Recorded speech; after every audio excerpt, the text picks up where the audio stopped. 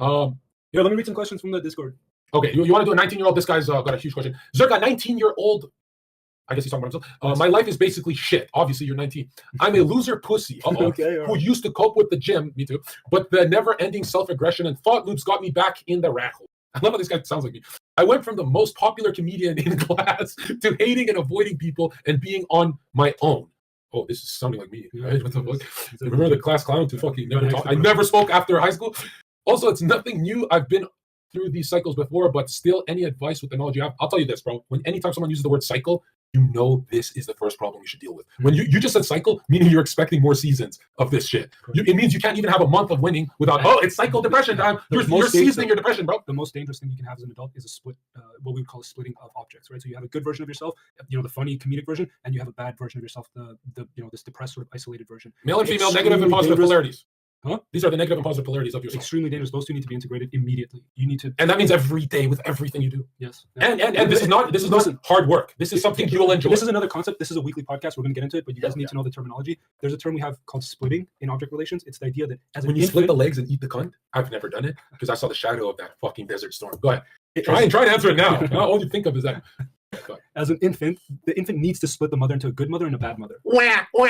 I'll add the ad libs. Yeah. Okay. But what do you mean by that infant? No, I'm making it harder. But what do you mean by, guys, sorry, the ADHD is coming roaring.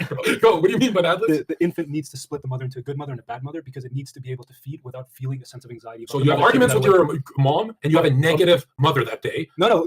Dude, we're just talking about infants.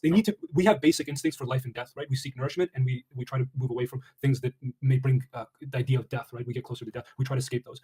But the infant needs to think that the mother's split into two beings. There's a good mother that feeds it and a bad mother that doesn't. And if it doesn't split those two, it starts to manifest as the infant being scared while it's feeding. That creates insecurity. That can create oral fixation. Is that a beta male when they grow up? No. So what ends up happening is that you're never able to integrate those two. If you're unable to see a good and a bad, you start to love hatefully and you start to hate lovingly. And that's where we see all the explain love hatefully. You love hatefully, which means every time you love somebody, it's in a corrupted, perverse way, right? I had a client a long time ago who would tell me he likes me, but then he'd have to specify, but I'm not gay, I'm not homosexual. Because that's a fucking homo, bro. I'm sorry to break it to you. He's not though. That guy's beating it off to you after the session. Not. It has nothing to do with that. So you're depressed because you busted. Don't bust me. Yeah, go ahead. You love hatefully and you hate lovingly. Everything is corrupted as an adult. Damn, so that means you get a girlfriend, you're happy, but then you have this. No, that's where you develop anxious attachment styles, where you fear rejection, and the only thing that can prevent you. Imagine fearing rejection and seeking validation. That's a twisted concept if you think about it technically speaking. Why? Because if you fear rejection and you pursue validation through other people, that's those are different. Those are separate polarities. Does that make sense? Yeah, kind of. It's the pursuit of validation in a place where they could also reject you. There's such a dichotomy there that. Wait a minute. When you're thinking of rejection all the time, yeah. Now that's that internal relationship she's having with you, and you're psychically sending her signals of a beta male that's fearing rejection.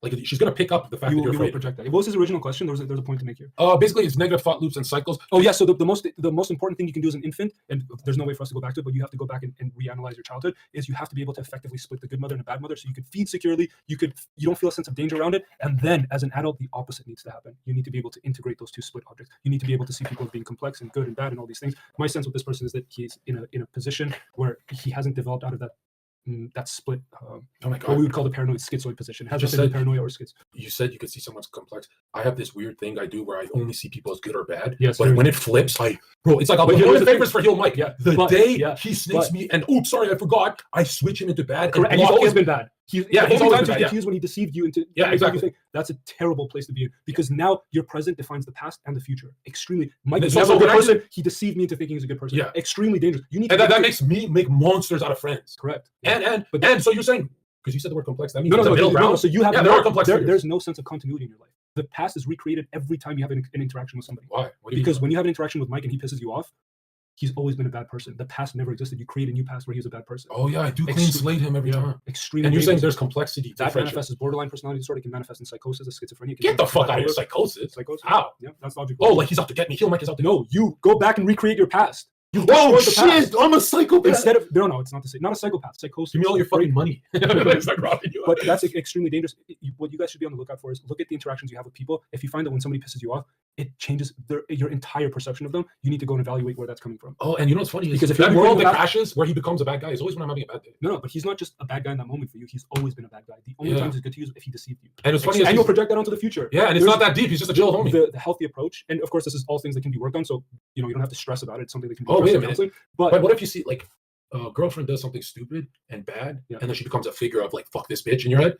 What if you're like noticing a pattern with the bitch though? If there's a pattern, maybe it's different, and it's. But then you would still say there's complexity to it. But the only argument in psychotherapy is we can't change other people. We have to analyze ourselves. We have to be certain in our. Oh, that's why people cut people out of lives, because you can't change someone. It may be, but if you cut out Mike because he pissed you off in a moment, you need to. Imagine I cut out a giant billionaire business partner because he pissed me off. But it would ruin my life. There's another way to look at that. You may not feel deserving of spending time with a billionaire or being in that realm, and you'll create those conditions. You'll self-sabotage. Yeah. What do I gotta do to get some Sprite, bro? This right there. No, I need more. So now hold on. Mix it with dating.